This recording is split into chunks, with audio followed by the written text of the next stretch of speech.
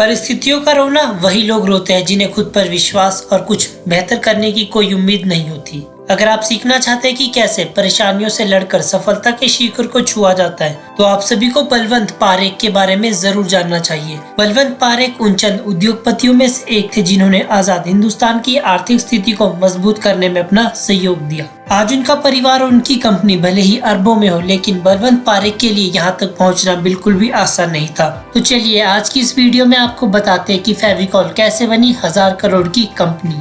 आप सब ने कभी ना कभी टीवी पर शर्माइन का सोफा वाली एड तो जरूर देखी होगी। शर्माइन का यह सोफा मिश्राइन का हुआ, कलेक्ट्राइन का हुआ और फिर बंगालन का हुआ। मतलब ये सोफा 60 साल तक पीढ़ी दर पीढ़ी चलता आ रहा है और इसका कारण था फेविकॉल। वाकई फेविकॉल का जोड़ इतना मजबूत है कि इससे ग्राहक दशकों बाद भी जुड़े हुए हैं। इस मजबूत जोड़ को भारत में स्थापित करने वाले और कोई नहीं बल्कि बलवंत पारेख जी है। यही कारण है कि उन्हें फेविकॉल मैन के नाम से भी जाना जाता है। फेविकॉल बलवंत पारेख द्वारा स्थापित पिडलाइट कंपनी का ये प्रोडक्ट है। फेविकॉल के साथ ही साथ ये कंपनी एमसिल, फेविक्विक और डॉक्टर फिक्सिट जैसे प्रोडक्ट्स भी बनाती है। सन 1925 में गुजरात के भावनगर जिले के महुआ नामक कस्बे में जन्मे बलवंत पारेख एक सामान्य परिवार से संबंध रखते थे। उन्होंने अपनी प्राथमिक शिक्षा उसी कस्बे के एक स्कूल से पूरी की थी।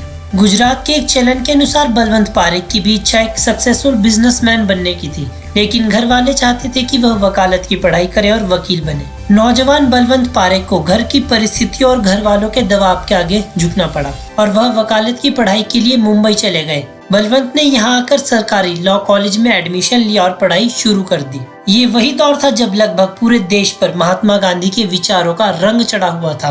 उनके द्वारा शुरू किए गए भारत छोड़ो आंदोलन में देश के युवा अपने भविष्य की आहुति देकर कूद रहे थे। बलवंत पारेख भी उन्हीं युवाओं में से एक थे। वे भी अपनी पढ़ाई बीच में छोड़कर इस आंदोलन का हिस्सा बन गए। अपने गृह नगर में रहते हुए बलवंत पारेख ने कई आंदोलनों में हिस्सा लिया। इस तरह एक साल बीत गया। बाद में बलवंत ने फिर से वकालत की पढ़ाई शुरू की और उसे पूरा किया। वकालत की पढ़ाई करने के बाद अब बारी थी लॉ प्रैक्टिस की, लेकिन बलवंत पारेख ने इसके लिए मना कर दिया क्योंकि वो वकील बनना ही नहीं चाहते थे। दरअसल बलवंत पारेख पर महात्मा गांधी के विचारों का रंग चढ़ा हुआ था। वह अब सबसे ज्यादा सत्य और अहिंसा को महत्व दे रहे थे। उनका मानना था कि वकालत एक झूठ का धंधा है, यहाँ हर बात पर झूठ बोलना पड़ता है। यही वो वजह रही जिसकी वजह से उन्होंने वकालत नहीं की।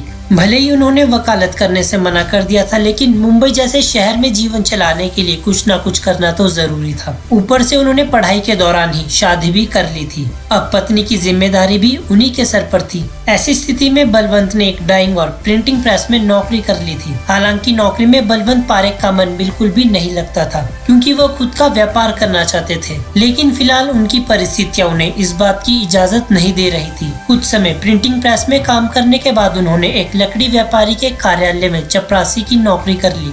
आगे चलकर करोड़ों की कंपनी खड़ी करने वाले बलवंत को अपनी चपरासी की नौकरी के दौरान कार्यालय के गोदाम में रहना पड़ता था। वह यहाँ अपनी पत्नी के साथ अपनी गृहस्थी चला रहे थे। लेकिन अच्छी बात तो यह थी कि प्रिंटिंग प्रेस से लेकर लकड़ी व्यापारी के यहाँ काम करने तक वो कुछ न कुछ तो सीख रहे थे। चपरासी की नौकरी के बाद उन्होंने बहुत सारी नौकरियां बदली और उसके साथ ही उन्होंने अपने संपर्क को भी खूब बढ़ाया। अपने इन्हीं संपर्क के माध्यम से बलवंत को जर्मनी जाने का भी मौका मिला। अपनी इस विदेशी यात्रा के दौरान उन्होंने व्यापार से जुड़ी वो खास और नई बातें सीखी जो आगे चलकर उन्हें बहुत काम आई। समय के साथ बलवंत की मेहनत भी रंग लाती रही। बलवंत के लिए अब समय आ चुका था अपनी किस्मत बदलने का। इसकी शुरुआत उन्होंने अपने बिजनेस करने के सपने को पूरा करने के साथ करी। उनका व्यापार अच्छा चल रहा था, लेकिन उन्हें अच्छा नहीं बल्कि बेहतरीन काम करना था। सफलता की ऊंचाइयों को छूना था। इसी बीच बलवंत को अपने वो दिन याद आए जब वो लकड़ी व्यापारी के यहाँ चपरासी थे। इस दौरान उन्होंने देखा था कि कैसे कारीगरों को दो लकड़ियों को आपस में जोड़ने में कितनी मुश्किल आती थी। लकड़ियों को आपस में जोड़ने के लिए पहले जानवरों की चर्बी से बने गोंद का इस्तेमाल किया जाता था।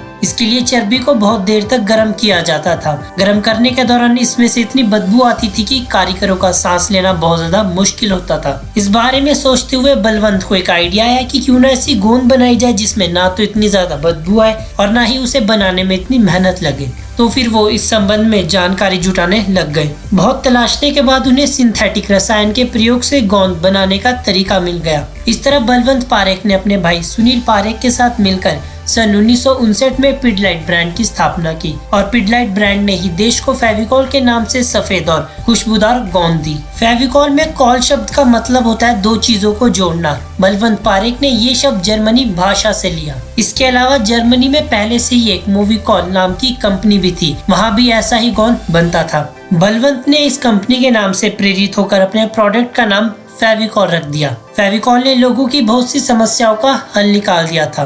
यही वजह रही कि देखते ही देखते ये प्रोडक्ट पूरे देश भर में प्रचलित हो गया। फेविकॉल ने पिडलाइट कंपनी को वो पंख दिए जिसके दम पर इस कंपनी ने सफलता का पूरा आसमान नाप दिया। बढ़ती मांग को देखते हुए कंपनी ने उसके बाद फेविक्विक, एमसिल आदि जैसे नए प्रोडक्ट भी लॉन्च किए। एक चपरासी का काम करने वाले बलवंत पारेख द्वारा स्थापित की गई कंपनी का रेवेन्यू आज हजारों करोड़ों में है। इसके साथ ही इस कंपनी ने हजारों लोगों को रोजगार भी दिया है। ये कंपनी अब 200 से भी ज्यादा प्रोडक्ट्स तैयार करती है, लेकिन इसे सबसे ज्यादा फायदा फेविकॉल ने ही दिया है।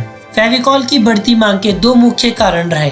पहला तो इसकी मजबूती और दूसरा इसका विज्ञापन। 90 के दशक में जब भारत के आम घरों में टीवी का चलन शुरुआती दौर में था, तब फेविकॉल के विज्ञापन उतने ही लोकप्रिय बनते गए जितना कि दूरदर्शन पर आने वाला कोई धारावाहिक। फेविकॉल के विज्ञापनों ने लोगों को हंसाकर उनका मनोरंजन करते हुए अपना प्रचार प्रसार किया। यही वजह रही कि आज तक भी इस प्रोडक्ट से लोगों का नाता नहीं टूटा है। पिडलाइट ने सन 1993 में अपने शेयर्स लॉन्च किए थे। सन 1997 तक फेविकॉल टॉप 15 ब्रांड में शामिल हो गया था। सन 2000 में एमसिल की शुरुआत हुई और 2001 में डॉक्टर फिक्सिट जैसे प्रोडक्ट्स भी मार्केट में आ गए। सन 2004 में पिडलाइट कंपनी का टर्नओवर 1000 करोड़ तक पहुंच चुका था। 2006 में कंपनी ने फैसला किया कि वह पिडलाइट ब्रांड को अब अंतर्राष्ट्रीय स्तर पर उतारेगी। यही कारण रहा कि अमेरिका, थाईलैंड, दुबई, इजिप्ट और बांग्लादेश जैसे देशों में इसके कारखाने स्थापित किए गए। इसी के साथ पिडलाइट ने सिंगापुर में अपना रिसर्च सेंटर भी डेवलप किया। बलवंत पारेख ने न केवल कमाने पर ही ध्यान दिया, बल्कि खुद के सक्षम होने के बाद उन्होंने कई सारे नेक काम भी किए। गुजरात के एक साधारण परिवार से आने वाले बलवंत पारेख, जिन्होंने चपरासी तक की नौकरी भी की है, उन्हें फोर्ब्स ने कुछ वर्ष पहले एशिया के सबसे धनी लोगों की सूची में 45वां स्थान दिया।